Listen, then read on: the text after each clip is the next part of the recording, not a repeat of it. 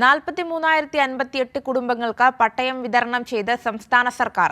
പാലക്കാട് നടന്ന സംസ്ഥാന പട്ടയമേളയിൽ മുഖ്യമന്ത്രിയാണ് പട്ടയ വിതരണം ചെയ്തത്.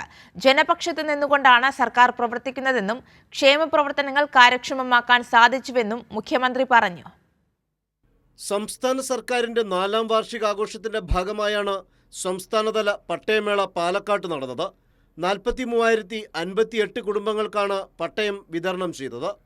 സംസ്ഥാനതല പട്ടയമേളയുടെ ഉദ്ഘാടനം മുഖ്യമന്ത്രി പിണറായി വിജയൻ നിർവഹിച്ചു.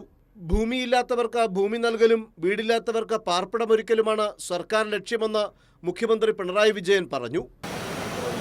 സ്വന്തമായി വീടില്ലാത്തവർക്ക് വീട് നിർമ്മിച്ചു നൽകുന്ന